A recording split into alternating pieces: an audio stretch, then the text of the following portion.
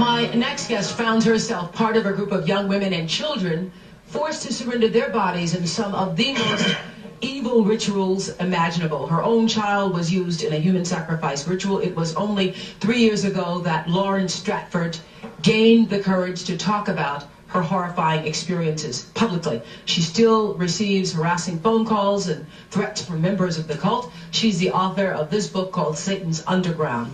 As a child, my next guest was used also in worshiping the devil, participated in human sacrifice rituals and cannibalism. She says her family has been involved in rituals for generations. She is currently in extensive therapy, suffers from multiple personality disorder, meaning she's blocked out many of the terrifying and painful memories of her childhood. Meet Rachel, who is also in disguise to protect her identity. My next guest treats ritually abused children in her therapist practice. She feels that the problem is much more widespread than any of us can imagine. Says there's no doubt in her mind that children and adults that she treats are telling the truth. Tina Grossman, we're glad to have all of you join us here on the show. You come from generations of ritualistic abuse? Yes, my family has an extensive family tree, and they keep track of who's been involved and who hasn't been involved. And it's gone back to like 1700.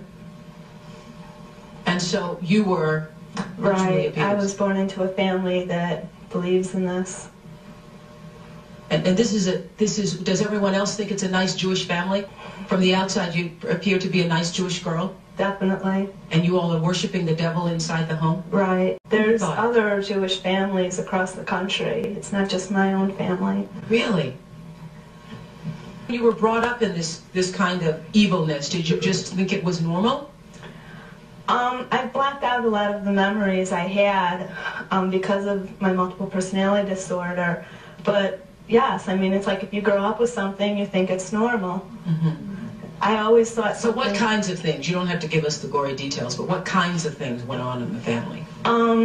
Well, there would be rituals in which babies would be sacrificed, and you would have to, you know... Whose babies?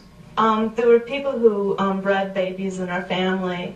No one would know about it. A lot of people were overweight, so you couldn't tell if they were pregnant or not. Or they would supposedly go away for a while and then come back. So you witnessed the sacrifice? Right. When I was very young, I was forced to participate in that, in which I had to sacrifice an infant. And the purpose of sacrifice is to what? Is to bring you what? What are you sacrificing for? For power. Uh-huh. Power. And so, were you ever used? Were you ever used yourself? I was molested. I was raped several times. And what's your mother doing? Where is she now? She's lives in the Chicago metropolitan area. She's on the Human Relations Commission of the town that she lives in, and she's an upstanding citizen. Nobody would suspect her. Nobody would suspect anybody involved in it. There's police officers involved in it. There's, you know, doctors, lawyers. I mean, it's not the person, you know, who looks scummy that's involved in it. It's someone who looks normal. That's right. I just wanted to say that if you were raised in a household where you learned right from wrong, how could that ever be right? It's so wrong. I don't know how anybody could say that would be okay to do. Were you raised with a sense of right and wrong, Rachel? Yes.